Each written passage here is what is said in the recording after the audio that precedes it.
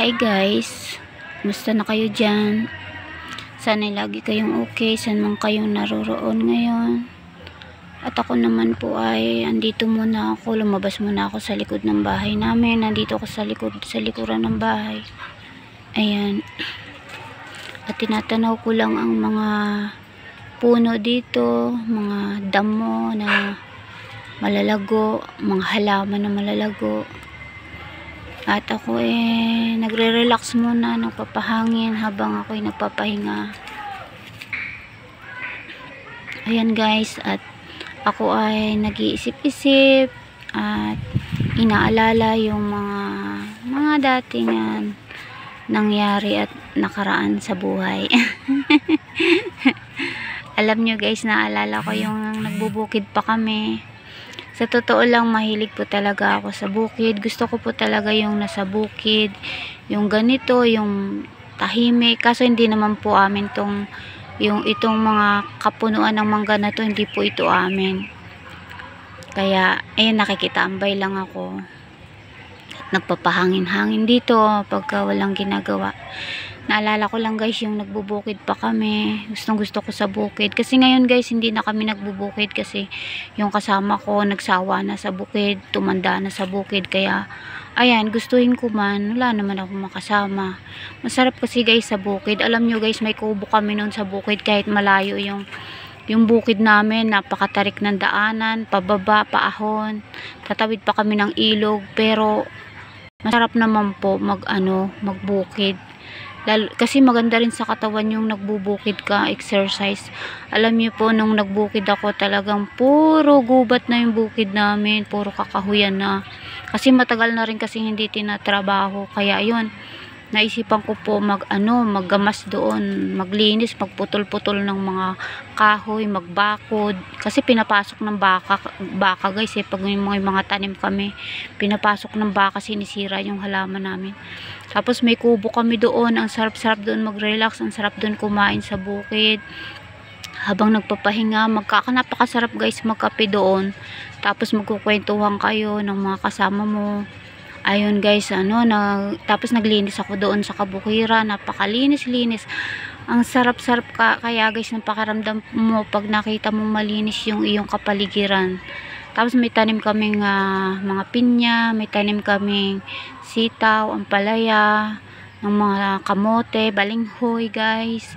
May tanim kaming talong, may tanim kaming upo, ng saluyot. Grabe guys, napakaraming naming mga panggulay sa bukid. Ang sarap sa bukid, maraming panggulay ka, libre.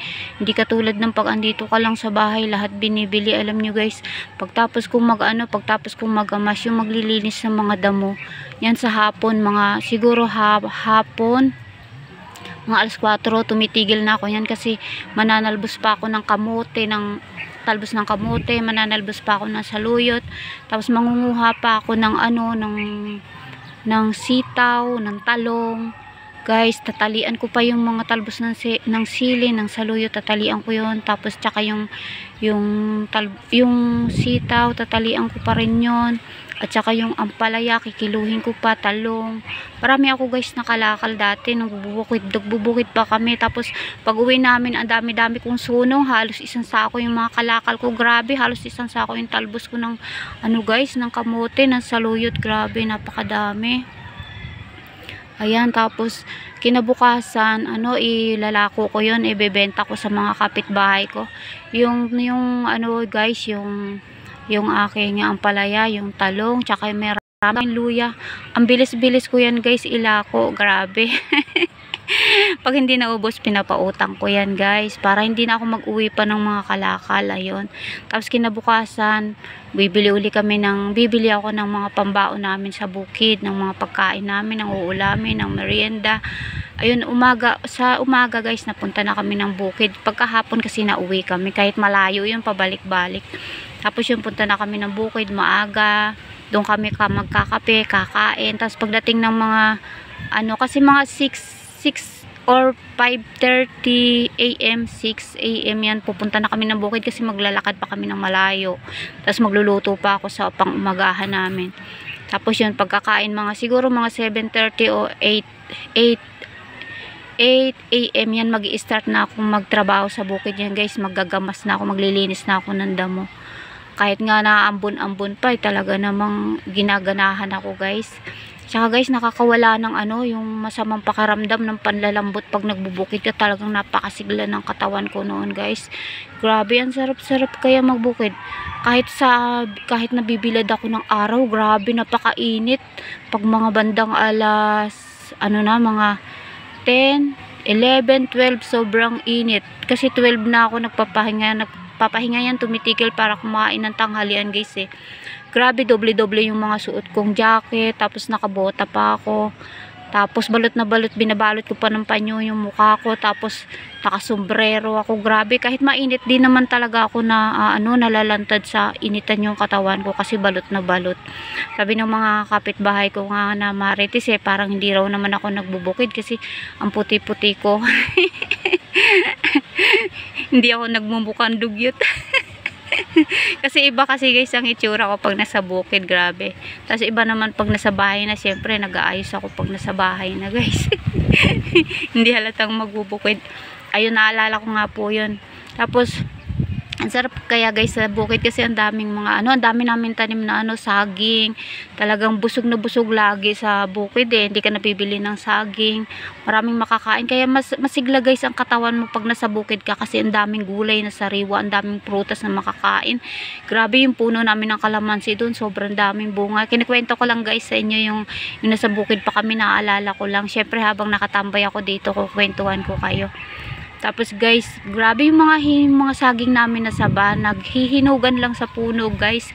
Tapos titibain namin pag hinog na, tapos kakainin ang lalaki. Napakasarap guys, sobrang tamis. Tapos minsan ninanakaw pa yung mga namin, mga kasagingan namin. Pag nakita ko, sobrang inis ko talaga yung saging namin ninanakaw. Grabe. Pinapahinog ko nga yun sa puno, pinapagulang ko, tapos pagdating namin sa bukid, nawala na, may tumiba na. Grabe guys, sobrang nakakainis yun guys. Ayun, tapos minsan may mga pupunta sa bukid namin, yung mga kamag-anak namin, yung pupunta sila doon sa aming bukid, doon sa kubo, tatambay sila doon. Pati yung mga kaibigan ko. Kasi guys, yung kubo namin malapit lang din sa ilog, may languyan doon. Kaya sila naglalangoy doon habang pumupunta sila doon, naglalangoy sila. Tapos pupunta sila doon sa may kubo namin, doon magkakainan. Ang saya-saya guys. Kaya nakukwento ko lang sa inyo yung aking buhay bukid noon guys. Masaya. Tapos pag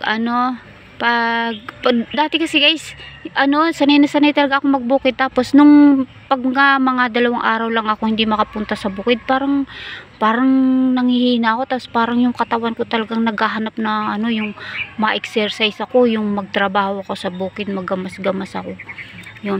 Yun nga lang guys, napatigil yung pagpunta ko ng bukid. Kasi medyo napagod na yung kasama ko, nagsawa na. Nagsawa na sa kakabukid kasi may edad na guys. Ayun, medyo madali nang mapagod-pagod, nanakit-nakit yung yung tuhod.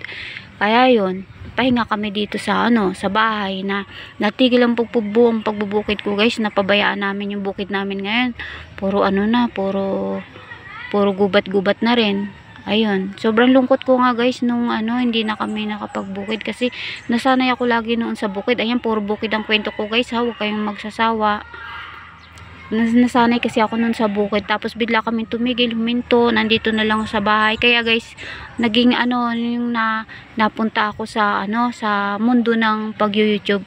Kasi yung anak ko guys dati kasi nag-YouTube sila, kaya lang tumigil na siya ngayon kasi nagsawa na rin, nahirapan. At ako naman guys ang nagpatuloy, at ginawa niya ako ng channel. Yan, ako ang nagpatuloy na mag-YouTube ngayon, at nandito na ako ngayon sa mundo ng YouTuber. Ayan, ito na ngayon ang aking pinagkakaabalahan at hindi na nagbubukid.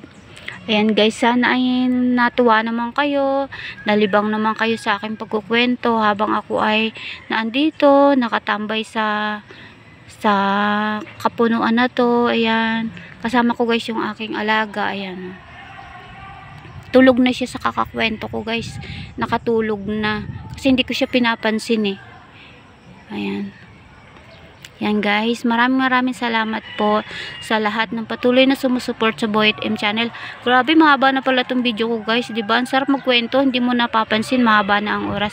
Thank you so much sa lahat ng patuloy na sumusuport sa Boyet M channel. Hindi ko na po kayo isa-isahin kasi mahaba na po tong aking nagawang vlog. Maraming salamat po. Sana'y lagi po kayong okay.